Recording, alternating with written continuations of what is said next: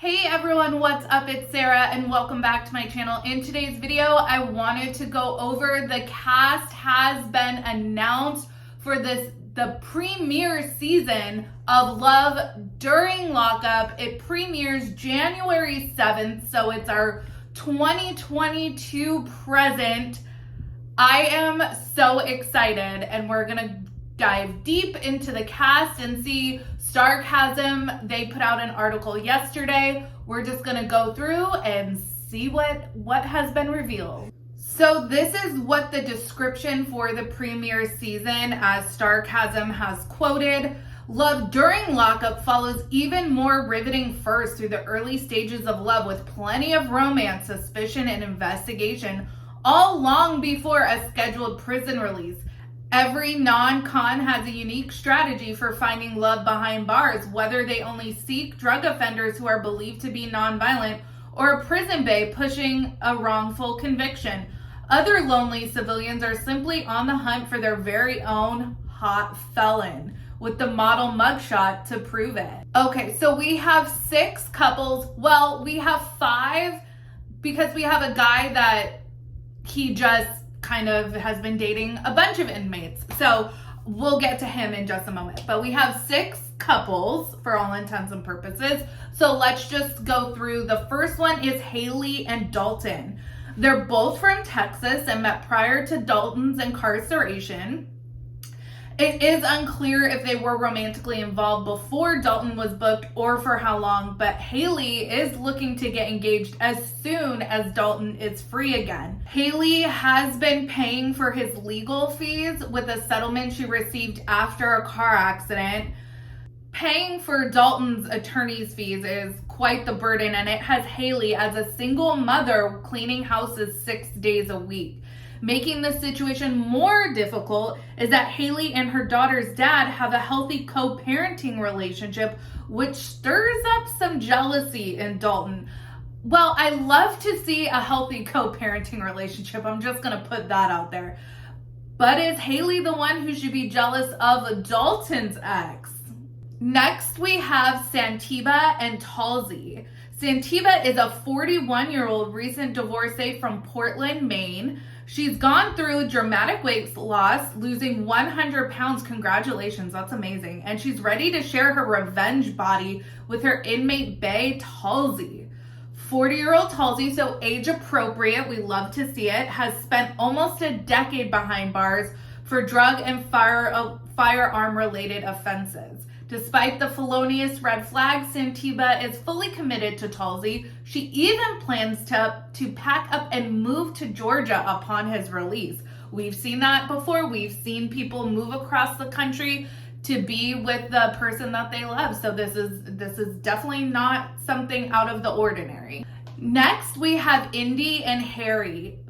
Beltsville, Maryland resident Indy wasn't looking for lockup love when she stumbled upon Harry in a TikTok video. So social media drawing people in, we've seen that before on the show.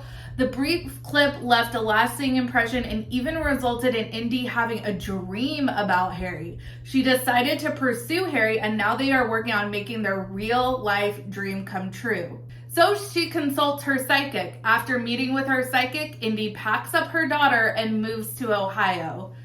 Oh, I think she should have consulted a lot more than just a psychic before moving across the country, but that's just me. However, Indy and Harry's fairy tale may get derailed thanks to Indy's bounty hunter mom, who is not a fan of Harry.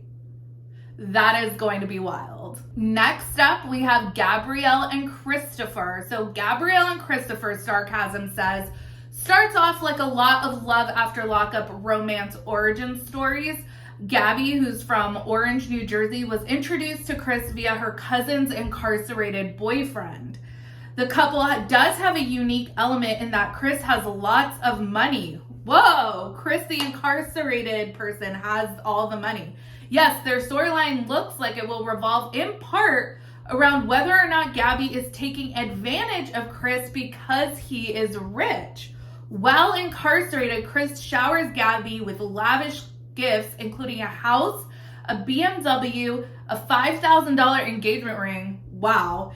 And in the preview of the trailer, and I remember watching this, Gabrielle's trying on a $30,000 wedding dress. Oh my God. Next we have Max. And Max, he's a model and a male escort from the Washington, D.C. area.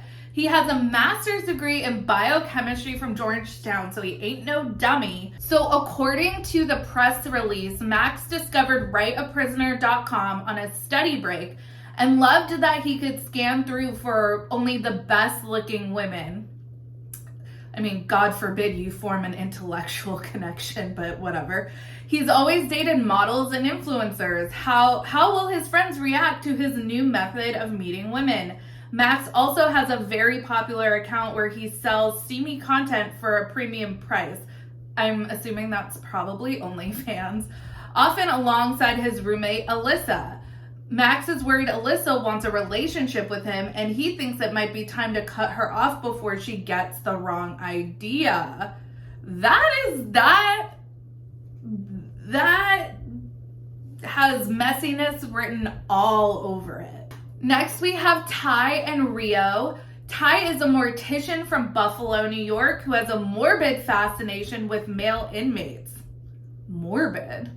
Ty keeps a shoebox of papers containing an updated log of her multiple inmates, their cases, and details about their sentences and lives. Her ideal profile is anyone pictured in a white t-shirt and gray sweats with a minimum sentence of 5 to 10 years.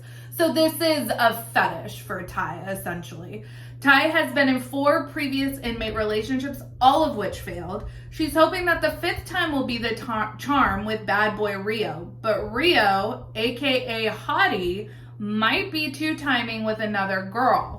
I, for one, I was cautiously optimistic before we knew really anything about this new series. All we knew was that it was going to be documenting relationships with one member of the relationship behind bars and one on the outside. And we've seen that kind of relationship dynamic documented before, and it hasn't really been super compelling as far as like a dramatic reality show. But I am so excited about this series now. I'm really interested in the cast. I think that so far, not knowing anything about anyone really, it seems that they've got a well-rounded cast. They really, some of them are really interesting. We got the wealthy inmate who his family thinks that she's taking advantage of him. We have a couple people that seem like serial inmate daters.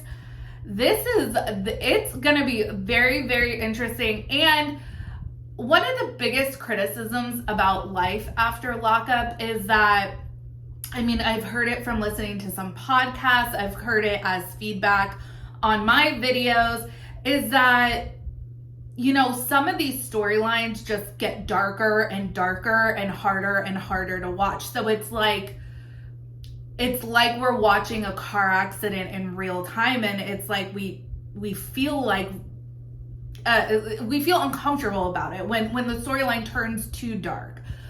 In the beginning, Love After Lockup, and now Love During Lockup, when the stakes are very low, I think it's going to be much lighter, much more getting to know you. I don't think any of these people are in like really serious relationships. You know, we knew Andrea and Lamar had a daughter together. You know, those are like much more serious. These seem pretty, like nothing too dark, hopefully. What do you guys think of the new cast? I'm so interested to hear your thoughts. Leave your thoughts down below. Make sure you like this video, subscribe to my channel, follow me on Instagram and Twitter at Reality Squad, and I'll see you guys in the next video. Take care, have a good one.